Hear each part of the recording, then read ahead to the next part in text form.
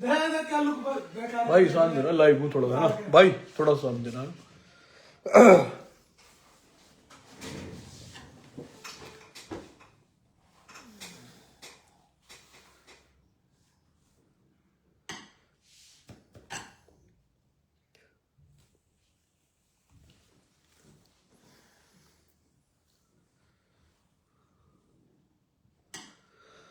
आदि राम राम सबने भाई, जय श्री राम, जय गौ माता की।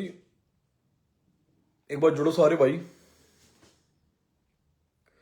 भाई ये जो एक नया विवाद जो खड़ा हो गया है कि भाई हम बाबरी मस्जिद की नींव रखेंगे बंगाल के अंदर, बहुत गंभीरता का विषय है ये। क्योंकि अगर जिस बाबरी मस्जिद के ढांचे को ढाने के लिए हमारे लाखों कार सेवकों ने अपनी जान की आहुति दी, तो अगर उसका ये इतिहास दोबारा दोहरा रहे हैं इस देश के अंदर, इस भारत के अंदर, तो कहीं ना कहीं जो इनका सपना है आने वाले 20 साल में, तो वो उसमें आगे बढ़ रहे हैं।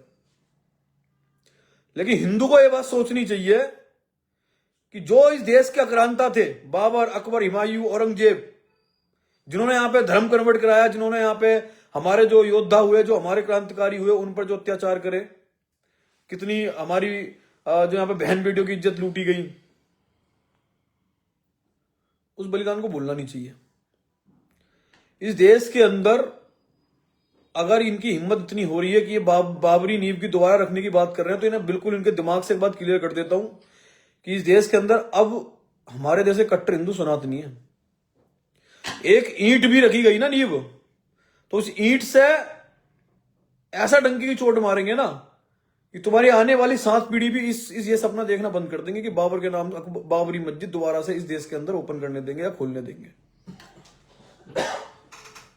आज हिंदू को यह बात समझनी चाहिए कि ये अपने जो ये टारगेट लेके चल रहे हैं, जिस तरीके से काम कर रहे हैं, लब जिहाद कर रहे हैं, जिस तरीके से धर्मांतरण करवा रहे हैं, जिस तरीके से ये जिहाद कर रहे हैं, जिस तरीके से ये आतंकवाद को जो फैला रहे हैं ना, तो ये आने वाली जो हमारी पीढ़ी है उसके लिए बहुत बड़ा दुखदाई है।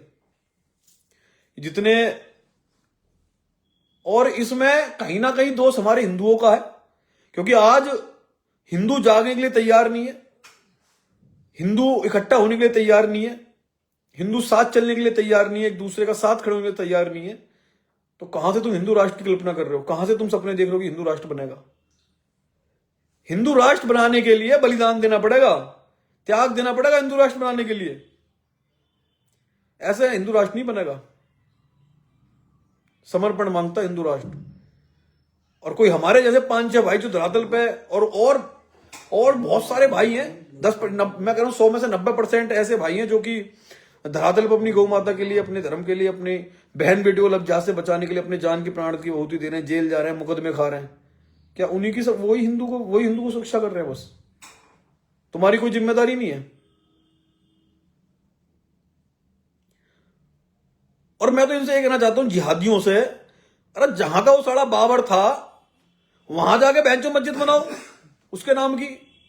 यहां तुम्हारे, मैं हमेशा यही बात कहता हूं, पहले एक नारा दिया था कि तेल लगा के डाबर का नाम मिटाओ बाबर का, पर आज मैं एक नारा देना चाहता हूं।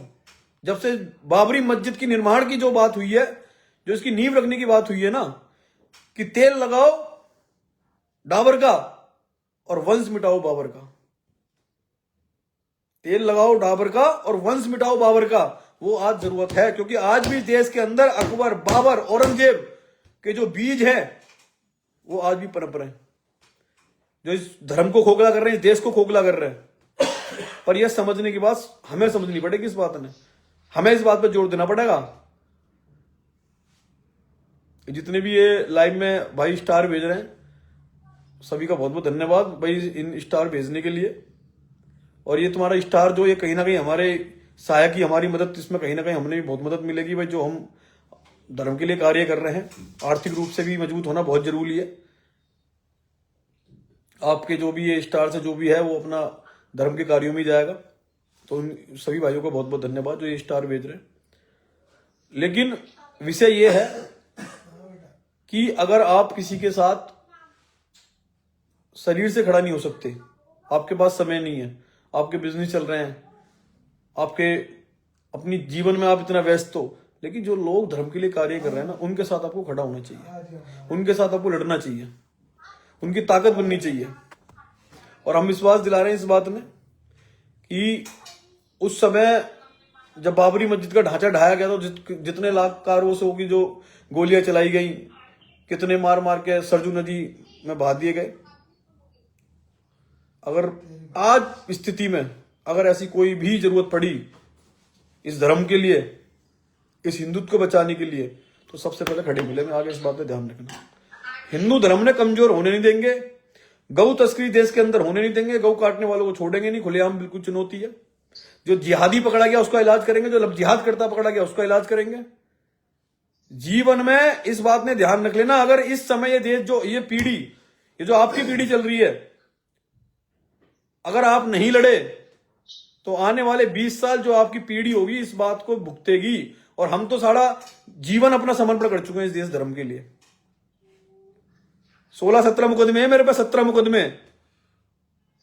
आज सरकार पक्ष में सिर्फ इतने हैं कि आज हम पे गुंडा एक्ट या गैंगस्टर नहीं लगाई जा रही, इतना पक्ष है बस। लेकिन अगर परिस्थिति बदली, सरकार बदली, तो हो सकता है हम पे गुंडा एक्ट, गैंगस्टर लगा के, बड़ी बड़ी एनएसए धाराएं लगा के सीधा जेल में अंदर पे गोली मार देंगे।